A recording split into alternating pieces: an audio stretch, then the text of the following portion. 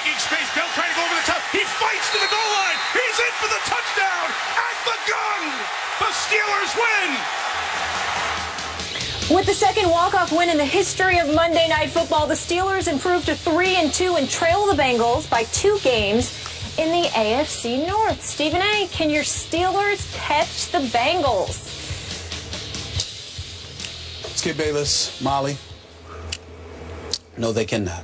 I don't think my Steelers can catch the Bengals because, you know, being 2 games back, I think they'll split with Cincinnati this year. I don't think they'll lose both games to Cincinnati, but I don't think they'll win both games. And then I think about the Steelers' hellacious schedule. I think their only shot is that they've got a 3-game home stretch coming up after they play Arizona, I believe, where they've got Cincinnati, Oakland, and Cleveland at home in Pittsburgh. They've got to win all of those games. But look at the rest of their schedule. I mean, we're talking about the bye week in week 11. Then you're at the Seahawks. You're home against the Colts. You're at the Bengals. You're home against the Broncos. And then you close out the season at Baltimore and at Cleveland, which, by the way, are going to be 2 tough games. I just think of that mindset when I compared that to Cincinnati's schedule. I'm just looking at it right now. I guess Buffalo will be tough this week. We'll see what happens. But obviously, Cincinnati can win that game. You're at Pittsburgh. Then you got Cleveland, Houston at home. Those are wins to me. You got a road game against Arizona, which is a toss-up. You're home against St. Louis. That's a win to me. You're on the road against Cleveland. That's a win to me. You're at home against Pittsburgh. If you lose at Pittsburgh, you'll beat Pittsburgh at home. You're on the road at San Francisco. I think that's a win. You may lose to Denver in Denver, but then you got Baltimore on your home turf. I just find Cincinnati's schedule to be easier, combined with the fact that they already have a 2-game advantage. And I expect Big Ben Roethlisberger, regardless of the reports as to how he might be ready next week, I expect Big Ben Roethlisberger to be gone for the next 2 weeks. That's just my expectation. I think him coming back a little bit earlier than that is a bit risque. I don't think they're going to take that risk with about 8 to 9 games left on the schedule once he returns. I don't think they're going to jeopardize that by bringing him back a week too early. So I look at it from that perspective, and I just don't see how the Steelers are going to be able to catch Cincy. If Cincy's schedule was tougher, that would be different.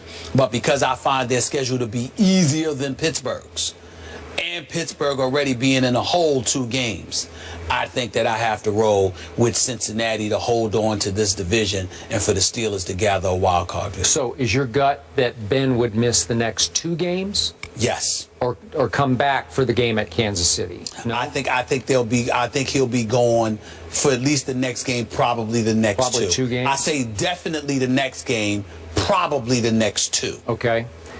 If you're right about that, there is no way they're going to catch the Bengals. And this is no disrespect to Michael Vick, who had such a great close to that game last night, but I don't think they can teeter through the next 2 games with Michael Vick as the quarterback, because he's going to hit and miss and hit and miss. I don't think they can beat Arizona with Michael Vick. I don't think they can win at Kansas City with Michael Vick. That's just me. I do think Ben could win those games. And from just watching Ben throw before the game last night, again, they said he's never worn a knee brace before, but I will bet you if it were left up to Ben, which it probably will not be, but if it were left up to Ben watching him throw last night, I'll bet you he wants to play against Arizona. They're saying there's an outside chance he could play against Arizona. If he does, I think it would lift the whole team up to the point they could beat a very good Arizona team. It's his left leg injured, is it not?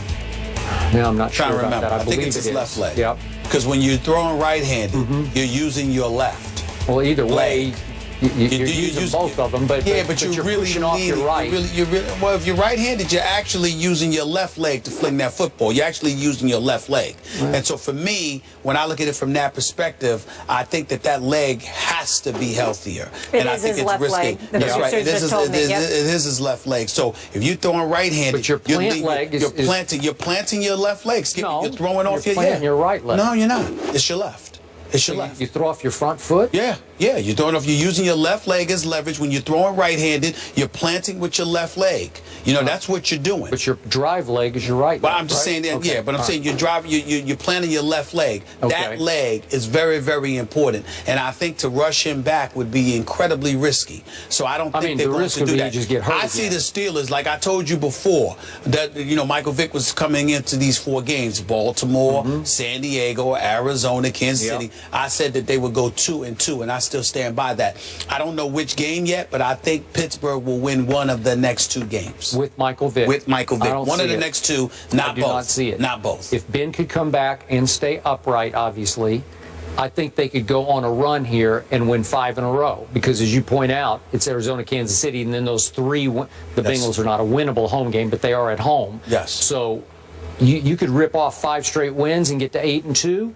And at that point, listen, that game at Buffalo, if Buffalo ever gets its weapons back, and I don't know what LaShawn's going to do, I don't know what Sammy Watkins is going to do, but they are still an incredibly dangerous team at home as it starts to get a little colder up there. I agree. Tyrod was sensational. Well, I can't worry about the cold. I can't worry about the cold weather because that's one thing Cincinnati should be accustomed to. I'm with you. But again, is that a tricky game? What if they lost that and then they lost to Ben at Pittsburgh? All of a sudden, we'd be tied. It would change everything. I just don't see the Steelers making up 2 games without Big Ben being in the lineup earlier. I understand what you're saying, but basically where you and I differ is that I don't believe that Big Ben is going to be rushed back. And as much as I respect Cincinnati, as much as I picked Cincinnati to beat your Seahawks this past Sunday, I'm not saying they're invincible because defensively, they're 10th in points allowed. They're pretty good on defense, but they're not shut down on defense. They're actually 21st in yards allowed. So my point is, I love all their weapons. I love their run game. I love their receiving core, obviously with AJ and Eifert.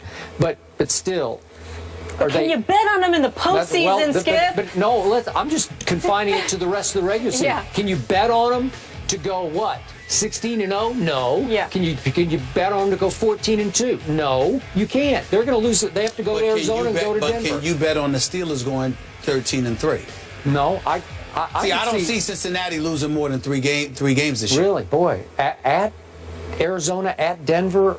The way that they're playing, I don't see them losing more than 3 games this year. I just want to see if they can get over the hump in the postseason. Well, that's what I'm saying. It means nothing. I'll give them all the respect and the credit in the world for what I think they're going to do in the regular season because I think Cincinnati is incredibly talented.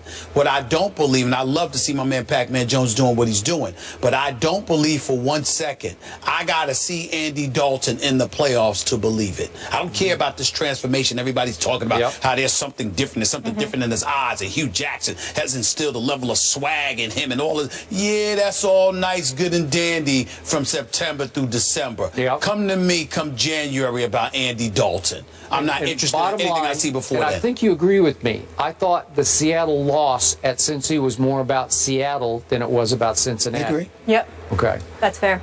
All right, moving on, we go back to college. Charlie Strong gets a big win, so is his hot seat cooling off? We'll discuss the Longhorns when we come back